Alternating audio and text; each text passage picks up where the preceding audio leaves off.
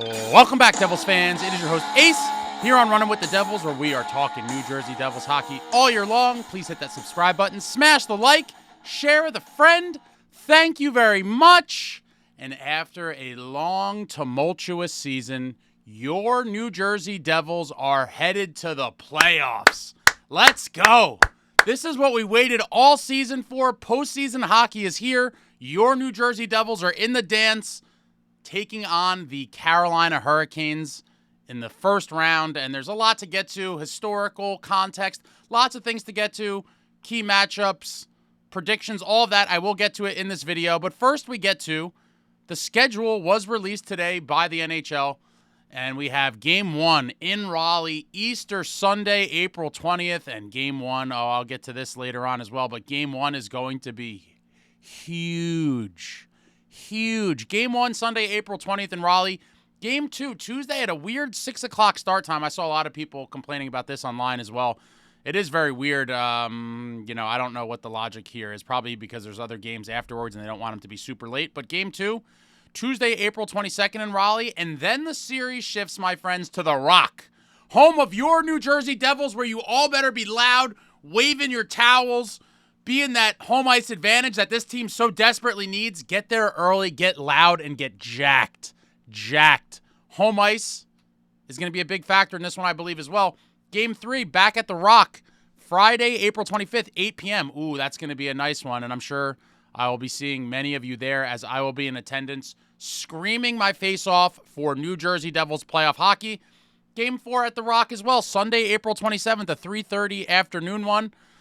Not sure how I feel about those games, 3:30. But either way, listen, I'm not going to complain too much about the schedule. Any postseason games for this team is a blessing. I'm thrilled to be here. In Game 4, Sunday, April 27th, 3:30. And then Game 5, if necessary, shifting back to Raleigh on Tuesday, April 29th. Game 6, if necessary, in New Jersey, Friday, May 2nd. And then obviously Game 7 in Raleigh, if necessary, Sunday, May 4th. And wow, guys, it's here. It's finally here. Now, I know a lot of people have been kind of discouraged as to how the Devils season ended. I'm not thrilled with it, but listen, it is what it is. We finished 1-4. We were potentially a Bruins overtime goal away from finishing 0-4-1, which would have been a 5-game losing streak. I don't necessarily love it, but I understand how it happened and how we got here. Trying to rest guys, avoid injury, it makes sense. I just don't love the approach, maybe to the length that we did it, but it's neither here nor there anymore. All out the window. It is a brand new season. Every team will be 0-0 heading into the playoffs, and it's a new season. A new season with Lord Stanley on the line, and I am hoping that this Devils club can surprise us all and bring us on a run to remember, guys. Why not us? A run to remember. And now let's get into it. But first, I'm going to start off with a little bit of historical context. For those of you that might be newer fans, you might not understand truly as to why some of the older fans like myself despise the Hurricanes nearly as much as the Rangers at this juncture. And it's a long, kind of painful history with this Hurricanes club over the years. This is going to be the 6th playoff matchup between your New Jersey Devils and the Carolina Hurricanes. And heading into the 6th matchup, your New Jersey Devils are a abysmal 1-4 in playoff series against the Carolina Hurricanes. I repeat, the Devils are 1-4 in playoff series against this team, and that's why myself and so many other longtime fans absolutely despise this team, absolutely hate them, and they ruined some promising seasons for the Devils. We start off with the Devils' only win against them in the playoffs in 2001. 2001 Eastern Conference Quarterfinals, the Devils beat the Hurricanes, and this was a juggernaut Devils team. For those that aren't familiar, they were number 1 in goals for in the league with 295. I mean, wow. Take that, all you people talking smack about the Devils playing the trap. 295 goals, led the league, an absolute lethal offense, and they were 5th in the league in goals against. I mean, wow. Talk about just a beautiful team. That 2001 team had so much promise, but the Devils beat them in 6 games in the Eastern Conference Quarterfinals in 2001, and then ultimately the Devils went on to the Stanley Cup Finals that same season against the Colorado Avalanche, ultimately falling in Game 7, in which one of the most painful sports in general for me, actually, most painful losses, period. We were up 3-2, Cup was in the building, Game 6 at Continental Airlines Arena, home of the Devils, with the chance to skate Lord Stanley on the home ice, and we lost. Series all knotted up at 3, heading out to Denver for Game 7, and we lost Game 7, and that one will forever be that 2001 Stanley Cup final, guys. Oof, brutal. But this is the first matchup here at Devils-Canes. Devils win in the quarterfinals 4-2, and then ever since then, it has been nothing but pain and suffering. They see each other the very next season in the Eastern Conference Quarterfinals yet again, in the 2002 season. In the 2002 season, and the Devils fall in 6 games. That was another painful one. Coming off of, a Cup Finals win in 2000, then a Game 7 Stanley Cup Finals loss in 2001. High hopes for the 2002 season. Devils one and done. Out in the first round at the hands of the Canes in Game 6. And this is the series that really started the hatred for me. Kevin Weeks came in and had a just unbelievable few games against the Devils to just kick us right out. And it was a painful loss. And that's where the hatred for the Canes started for many of us. But that was matchup number 2. Hurricanes eliminating the Devils in the Eastern Conference Quarterfinals in 6 games in 2002. And then we don't see them again for 4 years. 2006 in the Eastern Conference Semifinals, the second round, Hurricanes beat the Devils in 5. Oof, and some of that first game was ugly. 6-0, an OT loss, and then, man, that was just... I had a lot of faith in that 05-06 Devils club, but they ran into a Hurricanes team in the second round that was the better team, and the Hurricanes went on to win the Stanley Cup that season. And that's matchup number 3. Painful. Painful stuff. Just reliving this right now is giving me a little PTSD. Matchup number 4, we go to 2009, and for those of you that were fans then, you will never forget this. Your New Jersey Devils. Great regular season, 51 wins. Out in 7 in the Eastern Conference Quarterfinals.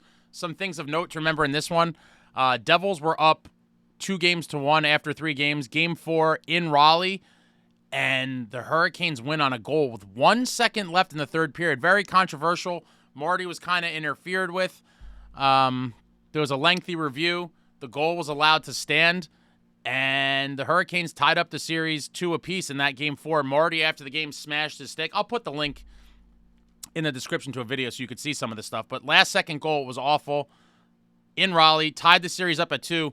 Devils went on to win Game 5 to take the 3-2 lead, but couldn't close the series out, losing Game 6 in Raleigh. And then Game 7, guys, this is another one of those for me. Just absolutely painful memories. Game 7 at The Rock. Devils up 3-2 in Game 7, looking to close the series out at The Rock. And with 1 minute and 20 seconds left, Jokinen gets a goal for the Canes to tie it all up at 3. I was at this game. I'll never forget this whole sequence. They score with 1 minute 20 left to tie it up. The arena goes silent. And then a mere 48 seconds later, with 32 seconds left in the game, Eric Stahl scores for the Canes to give them the 4-3 lead. And that is how the game would end.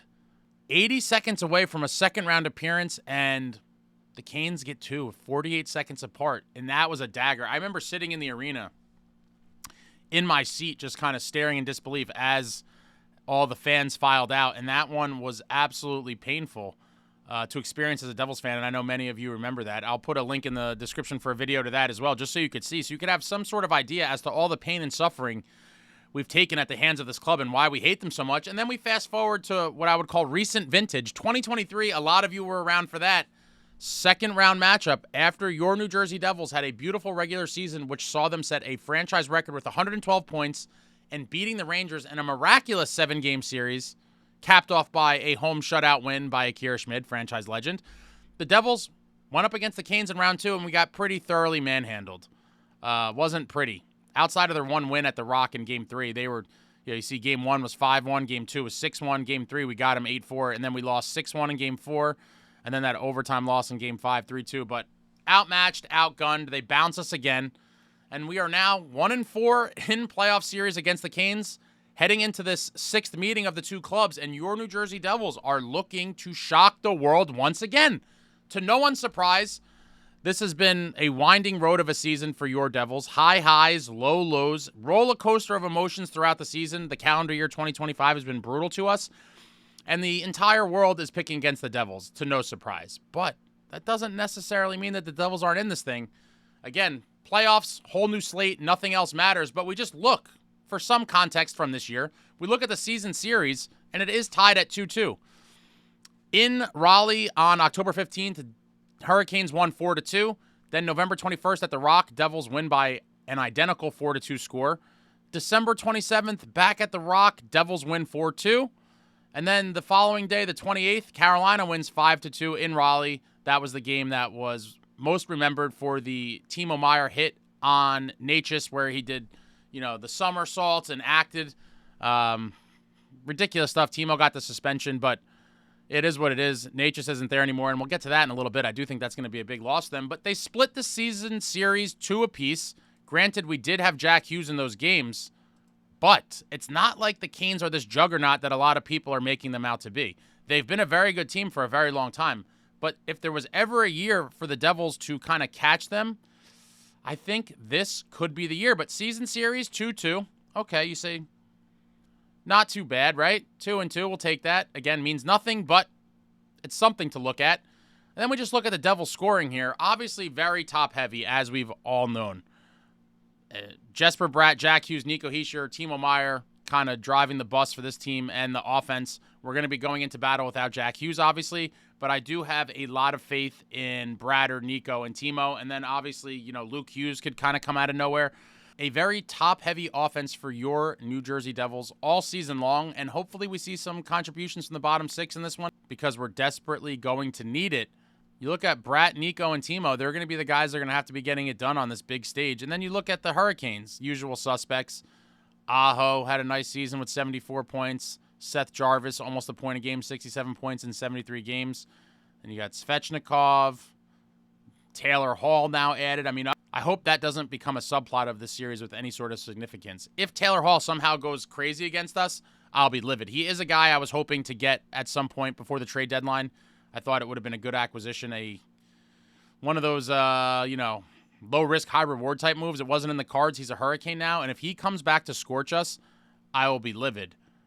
But the Canes have a little more of a balanced offense, I would say. Their bottom 6 guys contribute a little bit more than the Devils, but I do believe our top-end guys are better than their top-end guys. So we're going to see how this all plays out. When looking at the stats from the regular season matchups of the Devils and Canes, one thing that I thought was interesting was the special teams. During the regular season, over the 4 games, the Devils' power play was 3 for 8, which is 37.5%. Sign me up all day for that. 3 for 8 is a very good power play. Canes went 2 for 9 at 22.2%. So I do believe the special teams is going to be a major factor in the series. I'm also very curious to see how the refs are going to be calling these games. And in some years, it seems like they're a little bit quicker to call penalties.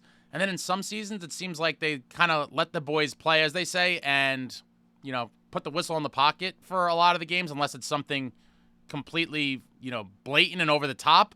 But I do think it is going to be a big factor in the series. Can the Devils' power play make the most of their chances when they get them? And can the penalty kill stand up to the Hurricanes' power play? Who is going to win the battle of the special teams? That is going to be one of the factors in this series. And I'm hoping the Devils have the advantage. They were a top 3 power play and penalty kill team all season long. If they can get that to continue in this series, that is a big win for the Devils and hopefully something that helps them win games and ultimately win the series. Obviously, the Devils are going into battle for this playoff round without Jack Hughes, as they will be for the rest of the playoffs, however long it lasts. But the Hurricanes are going in without Necas. And I do think this kind of messed up the chemistry or vibe, if you will, of their team overall. Necas was there for a while, one of their best players, and it did seem like once he was dealt, they kind of had a very weird road since. They had the whole thing with Rantanen, and they had to end up trading him to Dallas. It was a whole thing, and I do think it kind of messed up the mojo of their team. Now, I could be looking too much into this, but I'm hoping that the loss of Necas really hurts them in this series. I really hope it does, and I think that's going to be another thing to look for. Over the course of the series, I do think that the Canes will miss his presence, and hopefully it plays into the Devils' hands and leads to a New Jersey Devils round 1 victory, but we're going to see. How do the Canes go without Necas? Devils are going to have to be in there without Jack. We're going to see how it all plays out very soon, but I'm hoping it's a massive loss that is too big for them to overcome. And then we get to the last factor, which may ultimately define the series and will play a big role throughout. Goaltending. Yes, my friends, that is right. let's talk about the goaltending. Canes going into battle with Freddie Anderson and Kochetkov. Now, serviceable goaltenders for sure. However, this is one category that I believe the New Jersey Devils categorically have the advantage, and that is Jacob Markstrom, my friends. This is why you go out and get a guy like Marky in the offseason for these games. Is Jacob Markstrom going to rise to the occasion, rise to the moment, and give the Devils a massive advantage in net? I think he does. I think Marky is chomping at the bit to get in there for these playoff games and give his team a great chance to win. And if we see the Jacob Markstrom we saw midseason, that December-January Marky, that was a competitive beast. That man was going to get votes for the Vezina as the goalie of the league for sure. He was going to lose to Hellebuck, but he was going to get a nomination, and he was playing at a Vezina caliber level. If we see that Marky, and I pray and hope that we do, if we see that Marky, oh baby, that is going to be the single biggest factor for me in the series. Does Marky stand on his head? Does he steal games? Can he help us steal the series? I do believe Marky is a good margin better than either of the guys the Canes got, and he's going to have to be. He is going to have to be because the Devils' best chance to win games and the series lies in Jacob Markstrom's hands. In Markstrom, we trust. I think Marky's going to have a big postseason, guys, and this is why I was so happy when we finally got him in the offseason, because we've been missing a kind of, we'll call him big game goalie, and I think Marky is going to show to the world that he is, in fact, that guy that we all were hoping to get when we made the move for him in the summer. In Markstrom, we trust. Can't wait to see Marky in the playoffs for your New Jersey Devils. And then we get to the odds makers. Always love talking about the odds, because why not, right? And to no one's surprise, the New Jersey Devils, such disrespect. The disrespect is unbelievable here. The Devils are the biggest underdog in the entire playoffs as far as betting lines go. Wild, wild stuff. They have the Hurricanes at a minus 280 favorite and the Devils at plus 230. So for those of you that aren't degenerate gamblers, I'll explain exactly what this means. If you wanted to win $100 on the Hurricanes, you would have to bet 280 to win 100. So that's what minus 280 is. You're risking $280, and if the Hurricanes win the series, you get 100. On the flip side, for the Devils, plus 230, if you risk $100 on the Devils to win, you get 230 if the Devils win, plus 230. Pretty sizable underdog, and the biggest one of the first round. And we see the little clip that this betting site had here. The Hurricanes are the heaviest favorite of all the first-round matchups at minus 280, and then in parentheses, 73.7% implied probability to move past the Devils. Disrespectful. According to odds makers, Carolina is one of the best teams in the East, while New Jersey is one of the worst. Oof. They split the season series 2-2, but the Devils are without their best player, Jack Hughes, for the postseason. And there you have it, my friends. The disrespect from the media, it translates into the gambling lines, the odds makers, and everyone's just quick to write us off saying, they don't have Jack Hughes, they're done. That very well may be the case, but it may not be. It may not be. This is not a one-man team. This is not the New Jersey Hughes. This is the New Jersey Devils, and they are going to make a run for it. I do believe it will be a respectable series. I don't think we're going to get destroyed like everyone is saying, or most people are saying at least. And now I guess it's time for a prediction, right? All of you are waiting for what is Ace's prediction for the series. And I'll tell you guys, Ace is a diehard Devils fan, as you know, and sometimes I let my heart get in the way of common sense and logic, and I'm going to do it here once again. That is right, my friends. Your boy Ace is picking your New Jersey Devils to win this series in 6 games. Bang! That's what Ace is going with. New Jersey Devils defeat the Carolina Hurricanes in round 1 of the playoffs, 4-2, and the Devils eliminate them on the home ice. The Rock goes crazy. Devils are moving on to the second round. That's it, guys. Devils in 6. Let's go! I've waited so long for this. Playoff hockey, guys. For this to happen, the Devils must get a split in Raleigh in games 1 and 2. Super critical. Must go to Raleigh and win one of the first 2 games to have a chance to win the series, and I believe they will do just that and ultimately win the series in 6 games, as I just said. But getting a split in Raleigh, super critical. And this is one of the years, and I've talked about this before, this feels to me like the most important game 1 of any Devils playoff series in my fandom, Because back in the day, I will say, with the glory year Devils, the dynasty year Devils, they had so many good players, so many veterans. They were able to overcome adversity. And even if they were down a game or two, you never thought they were truly out of it. And they always had the capability and the skill to come back and win the series, even if they lost a couple games. You know, one of the ones that sticks out, in all Devils fans' memories, longtime fans anyway, is coming back from down 3-1 against the Flyers in the 2000 Eastern Conference Finals. Devils were down 3-1.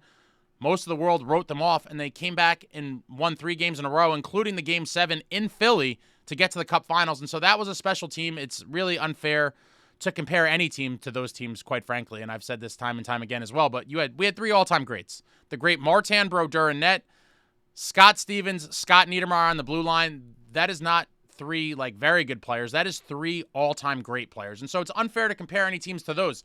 That's storybook legend stuff that we may never see again. But for that reason, I never felt those teams were truly out of a series or on the ropes, if you will. Game 1 in this series, I feel like, is oh so critical, because if the Devils can come out and set the tone, and hopefully they do, I hope they come out and punch them in the mouth. Proactive versus reactive. Come out there, set the tone, throw the body. Heavier, edgier, more violent. Will it reappear? We saw it for stretches earlier in the season.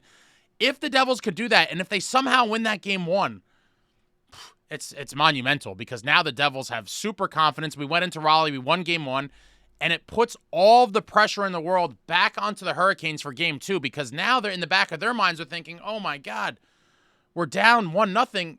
We can't possibly lose Game 2 and go down in an 0-2 hole after starting the series at home. That would be nightmare stuff for the Hurricanes. And so this Game 1, to me, way more important than any other Game 1. And on the flip side for the Devils, if they do get steamrolled in Game 1 like many people are predicting, they may feel the pressure in wilt, and it may end up being a quick series. That's why I think this Game 1 is huge. If the Devils win, it plants that doubt in the Hurricanes' minds, puts all the pressure on them for Game 2.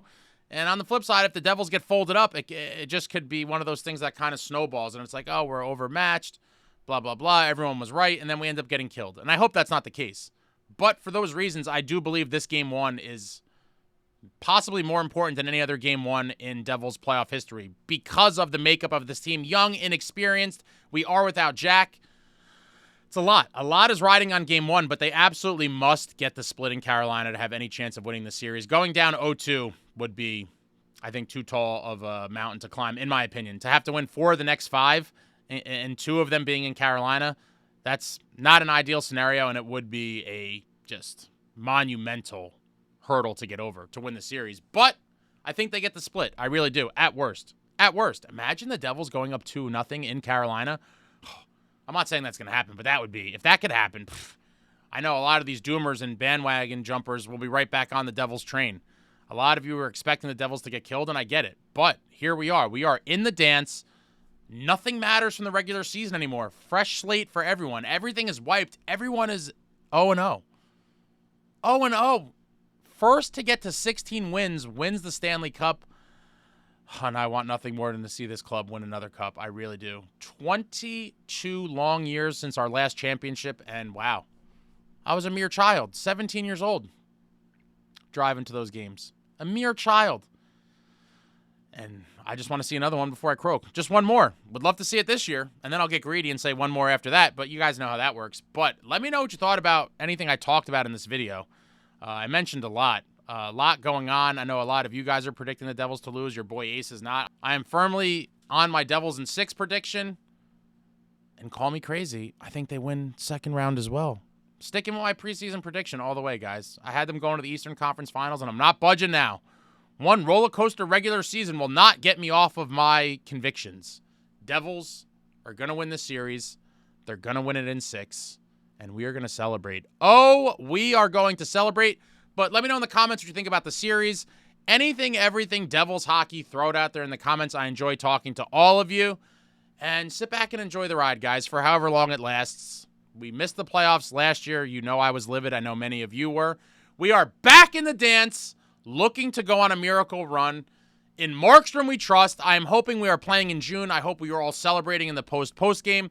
For those of you that are not familiar, I do a post-game show after every game, and I pull up tons of comments and questions from all the viewers, and we talk about it and talk about all sorts of Devil stuff. celebrate the wins, commiserate the losses, and I'll be doing a post-game show for every game of the series, and I will probably be doing some pre-game shows for some of them as well. So be on the lookout for those. But I'm fired up, guys. This is what you play the regular season for. A chance to win the cup in the playoffs. It is here. We are in. In Markstrom, we trust. In Markstrom, we trust. I want this team to go far. Oh, I want them to go so far. But go to the games. When you're at the game, get loud, get fired up, swing your rally towels, scream your faces off. The New Jersey Devils are in the playoffs. And that's it, guys. I am super fired up. I'll talk to you all soon. Thank you all for watching. I love you all. Like, comment, subscribe, and all that jazz.